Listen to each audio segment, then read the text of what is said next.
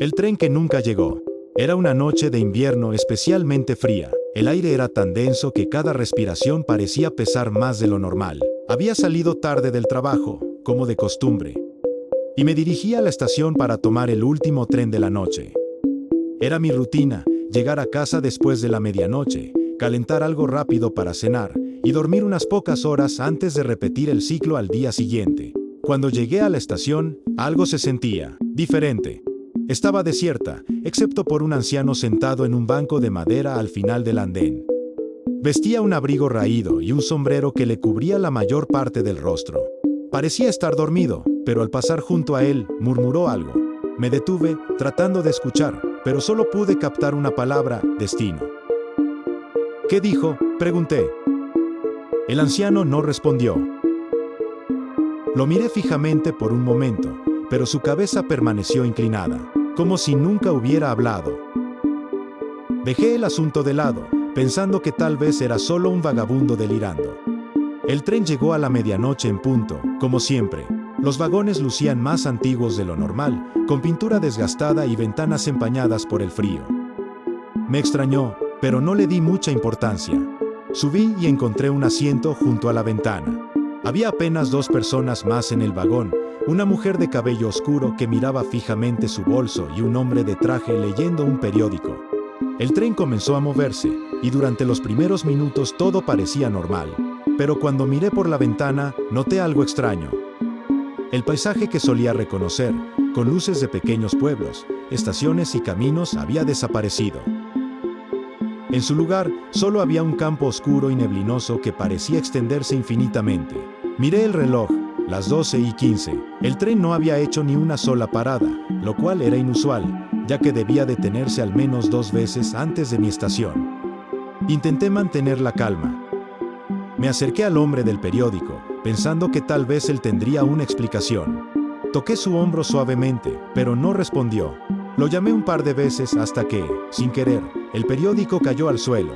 Al recogerlo, noté algo que me heló la sangre. La fecha en la portada era del 14 de enero, de 1983. De repente, el tren se sacudió, como si hubiera pasado por un tramo en mal estado. La mujer al fondo soltó un pequeño grito, lo que me hizo girar hacia ella.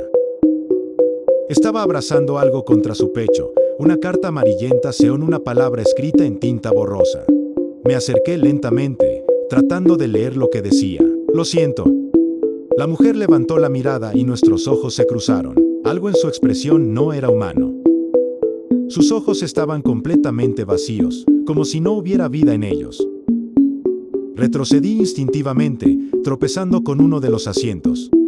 Corrí hacia la cabina del conductor, pero la puerta estaba cerrada con llave. Golpeé desesperadamente, gritando que alguien me respondiera. Pero en lugar de una voz, escuché un susurro que venía desde el fondo del vagón. El tren comenzó a desacelerar. Miré por la ventana, esperando ver una estación, pero lo único que había afuera era una densa niebla, y figuras oscuras e inmóviles que parecían estar esperándonos. Cuando el tren finalmente se detuvo, las luces del vagón comenzaron a parpadear.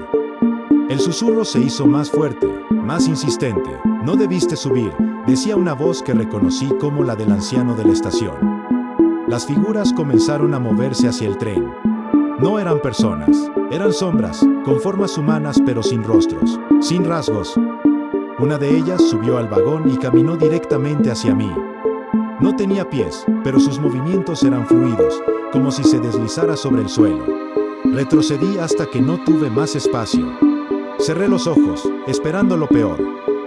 Sentí un frío intenso en mi hombro, como si algo me hubiera tocado. Cuando los abrí, estaba de nuevo en la sala de espera de la estación. Eran las 3:15 alto. Todo estaba exactamente como antes, salvo por un detalle: el anciano ya no estaba. Salí de la estación, temblando, con una sensación de irrealidad. Al día siguiente, intenté investigar sobre el tren, pero no encontré nada. Según los registros, el último tren de la noche había dejado de operar hacía años, específicamente desde 1983, después de un accidente en el que todos los pasajeros murieron.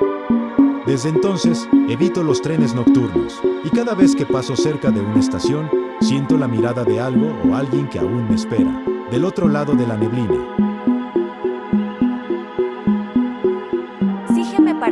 historias.